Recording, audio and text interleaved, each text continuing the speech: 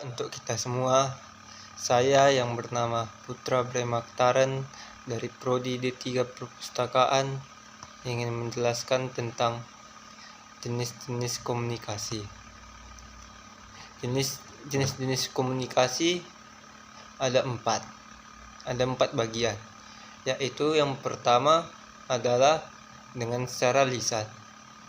Jenis komunikasi secara lisan ini merupakan yang sering digunakan dalam penggunaan bahasa kita sehari-hari dalam mentransfer informasi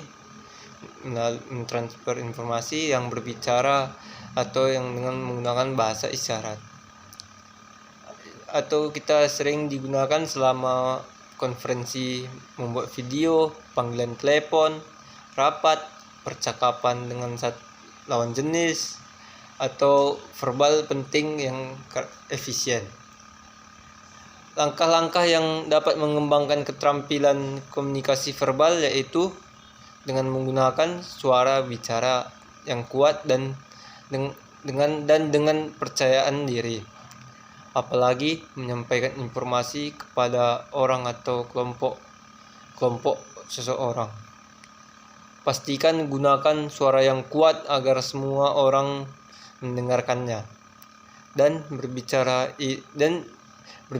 sehingga mudah dipahami oleh orang lain. Di sisi lain, penggunaan komunikasi verbal ini adalah mendengarkan orang lain dengan penuh perhatian. Keterampilan secara aktif adalah kunci utama yang mengadakan rapat. Hindari kata-kata penggengsi, terutama kata yang digunakan seperti atau jadi atau ya.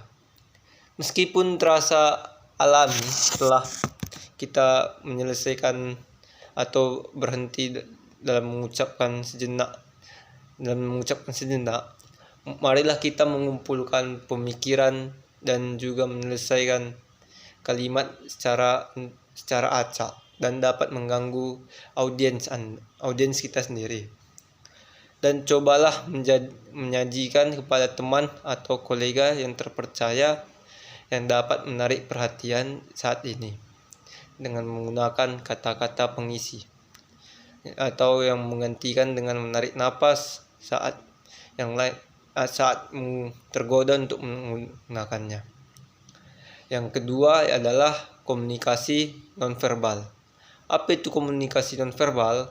Komunikasi nonverbal merupakan sering digunakan dalam bahasa tubuh, yaitu dengan menggerak-gerakkan tubuh kita, ekspresi wajah, dan menyampaikan informasi kepada orang lain.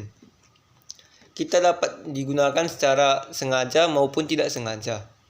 Misalnya, ada yang mungkin tersenyum secara tidak sengaja mendengarkan ide atau informasi, atau menunjukkan bahasa tubuh yang tertutup seperti lengan disilangkan, bahu membungkuk. Mereka mungkin merasa cemas atau marah maupun gugup. Jika mereka menggunakan bahasa tubuh dengan kedua kaki di lantai dan lengan di samping atau di atas meja, itu merupakan hal yang positif atau terbuka secara informasi. Berikut ada beberapa hal yang dapat dilakukan. Yang pertama, coba perhatikan secara fisik. Sepanjang sehari-hari kita mengalami serangkaian yang namanya dengan emosi, atau mulai dari yang sangat berinteraksi, yang berenergi dan bosan atau bahagia, ataupun itu frustasi. Cobalah kita untuk mengidentifikasikannya secara emosi dengan gerak tubuh kita. Misalnya, jika kita merasa cemas, mungkin akan memperhatikan bahwa perut kita tersesak atau memengaruhi tubuh kita. Bersikaplah sungguh-sungguh dengan komunikasi nonverbal. Usaha untuk menunjukkan ini bahwa yang positif adalah yang merasa waspada, terbuka dan positif tentang lingkungan kita. Bahasa tubuh ini merupakan atau untuk menginformasikan kepada kita atau kita sedang cemas atau yang lain-lain. Yang ketiga, secara tertulis. Komunikasi secara tertulis ini merupakan komunikasi yang menggunakan dengan cara menulis, mengetik, mencetak simbol seperti huruf-huruf atau angka yang menyampaikan informasi dan membantu memberikan catatan untuk mereferensikannya dengan berbagai informasi melalui buku, pamflet, blog, surat, memo, dan masih banyak lagi. Ada hal yang dapat kita ambil untuk mengembangkan keterampilan komunikasi ini. Contohnya sangat sederhana, yaitu komunikasi secara tertulis. Itu sangat sederhana dan jelas, meskipun berguna untuk memasukkan banyak detail dan komunikasi. Misalnya kita sendiri mencari area di mana kita dapat menjelaskan agar mudah dipahami oleh orang banyak atau audiens. Dan jangan mengandalkan nada suara kita, karena itu tidak memiliki nuansa yang nonverbal. Dan cobalah mengkomunikasikannya secara tertulis. Misalnya mencoba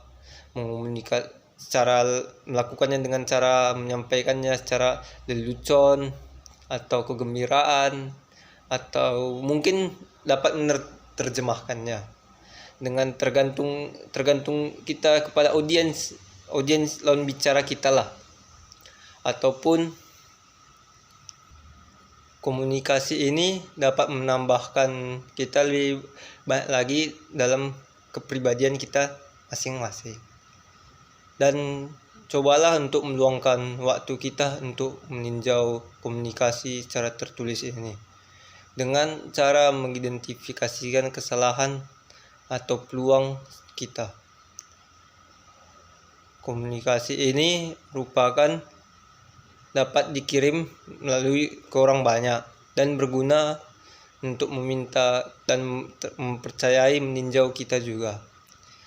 Dan simpanlah semua file-file tulisan kita ini secara efektif dan menyenangkan. Karena melalui pamflet, email, ataupun memo yang menurut kita membantu atau menarik. Dan yang keempat adalah komunikasi visual. Apa itu komunikasi visual? Komunikasi visual merupakan foto, gambar, seni, sketsa, bagan, dan grafik. Untuk menyampaikan informasi tersebut, kita sering menggunakan alat bantu yang selama ini memberikan konteks yang membantu di samping komunikasi kita secara tertulis ataupun verbal, dan membantu bagi beberapa orang untuk mencari ide-ide dan informasi berikutnya. Dan jangan lupa memasukkan visual yang mempertimbangkan bantuan visual dalam mempresentasi atau email kita, meminta umpan balik kepada orang lain, dan cobalah untuk mempertimbangkan itu kepada audiens, dan pastikan kita menyertakan visual yang mudah. Contohnya misalnya kita menampilkan bagan atau data-data yang tidak kita kenal, dan pastikan kita meluangkan waktu untuk menjelaskannya supaya untuk meningkatkan keterampilan komunikasi itu. Dan tetaplah tujuan pribadi yang utama dalam menyelesaikan hal yang ingin kita capai, dan mungkin bermanfaat untuk melakukan konsultasi dengan kolega-kolega seperti manajer ataupun mentor-mentor yang terpercaya di luar sana. Dan untuk mengidentifikasikan area di mana sebaiknya kita menjadi, itu merupakan menjadi fokus utama kita dalam mencari keterampilan komunikasi itu. Sekian dari saya, sekian yang dapat saya jelaskan. Bila ada yang kurang, kata-kata yang salah, mohon dimaafkan.